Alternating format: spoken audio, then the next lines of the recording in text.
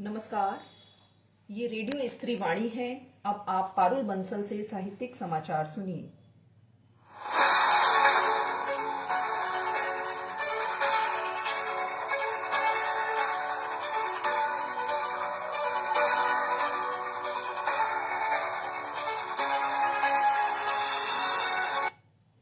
पेश है आज अंतर्राष्ट्रीय महिला दिवस की पूर्व संध्या पर रेडियो स्त्री वाणी की पहली न्यूज बुलेटिन। कल 8 मार्च को भारत समेत दुनिया भर में अंतर्राष्ट्रीय महिला दिवस मनाया जाएगा। अंतर्राष्ट्रीय महिला दिवस की शुरुआत 1975 में संयुक्त राष्ट्र संघ ने की थी, लेकिन 8 मार्च का दिन पहली बार रूसी क्रांति के महान नायक लेनिन ने घोषित किया था। महिला दिवस मनाने के पीछे क्लारा जेटकिंस जैसी महिलाओं की महत्वपूर्ण भूमिका थी।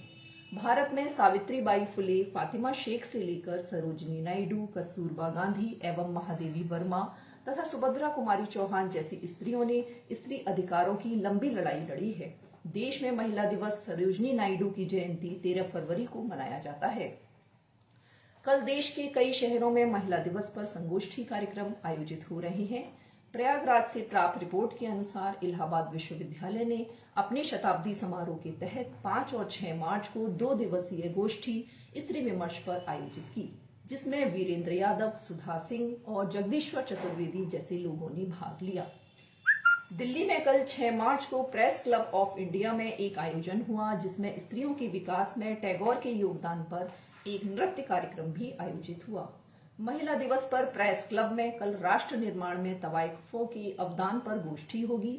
राजधानी में इंदिरा गांधी राष्ट्रीय कला केंद्र भी कल एक आयोजन कर रहा है। 8 मार्च को भारत भवन भोपाल में आद्या कार्यक्रम में अनेक जानी मानी लेखिकाएं भाग लेंगी। लखनऊ में भी जन संस्कृति मंच का आयोजन 8 मार्च को होगा। भोपाल, पटना, चंडीगढ़ आदि में भी कई आयोजन होने की खबरें हैं। पटना जेडी वीमेंस कॉलेज में कल एक आयोजन हो रहा है, जिसमें निवेदिता झा और वीणा अमृत भाग लेंगी। इलाहाबाद में 8 मार्च को सीमा आजाद भी एक आयोजन कर रही हैं। 9 मार्च को प्रेस क्लब में पत्रकार भाषा सिंह के पहले संग्रह योनि संवाद पर चर्चा होगी। मुंबई से प्राप्त रिपोर्ट के अनुसार 8 मार्च को सारा गुप्ता पर आधारित दानिश इकबाल का नाटक सारा आसमान वर्सोवा अंधेरी वेस्ट में किया जाएगा। 8 मार्च को कबीर निर्गुण भजन की प्रस्तुति कल्पनी कोमकली द्वारा की जाएगी। चंडीगढ़ से प्राप्त रिपोर्ट के अनुसार अंतर्राष्ट्रीय महिला दिवस के अवसर पर 5 मार्च को फिल्म शो मोलकारिन का प्रसारण किया गया। प्राचीन कला केंद्र द्वारा 8 मार्च को पटना में शोभा चौधरी द्वारा शास्त्रीय गायन एवं रीता दास द्वारा सरोद वादन की प्रस्तुति दी जाएगी। ललित कला अकादमी ने आज नेस्ट फाइन आर्ट अकादमी के साथ the role of women in India's art history पर चर्चा करके अंतर्राष्ट्रीय महिला दिवस मनाया। इंद्रप्रस्थ और आकाशवाणी शिवरानी पर 8 मार्च दोपहर 3:30 बजे नाटक एक नाव के यात्री का प्रसारण किया जाएगा। भारतीय भाषा परिषद भी कल स्त्री कविता उत्सव का आयोजन कर रहा है।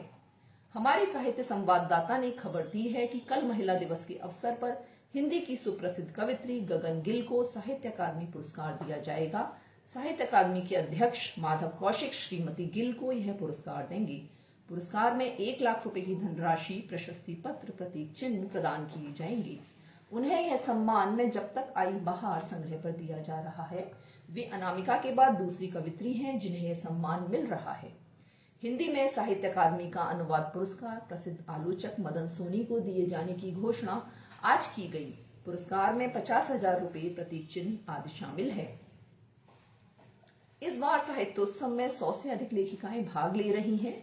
समारोह में स्त्री लेखन पर चर्चा होगी और ट्रांसजेंडर पर भी कार्यक्रम होगा।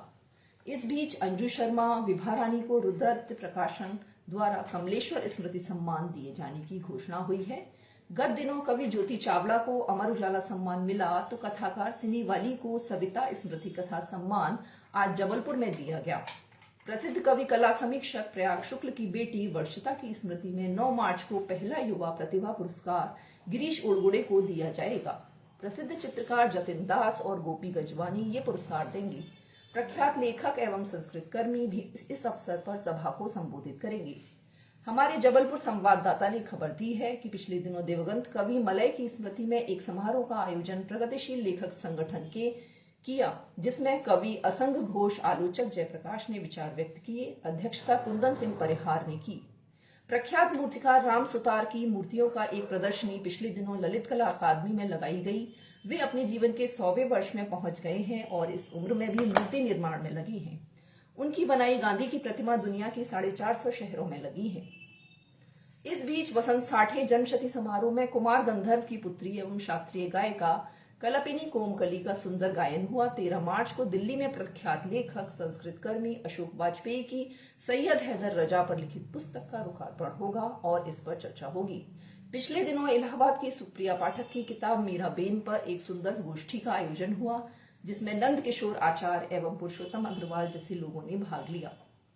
इस बीच आलोचक संजीव कुमार और आशुतोष द्वारा संपादित आलोचना पत्रिका जबलपुर के कहानीकार राजेंद्र दानी की पत्रिका अनविति, आलोचक विनोद तिवारी की पत्रिका पक्षधर, विनीत तिवारी की पत्रिका वसुधा एवं विनोद मिश्र की पत्रिका कृति बहुमत के नए अंक भी आए हैं। स्त्री लेखा का नया अंक शिवरानी देवी और कृष्णा सोप्ती पर केंद्रित होगा। पिछला अंक स्त्री रंगमंच पर केंद्रित था। अब तक उसके 7 अंक निकल चुके हैं। समाचार समाप्त। अगले सप्ताह मिलेंगे नई रिपोर्ट और खबरों के साथ। जय हिंद।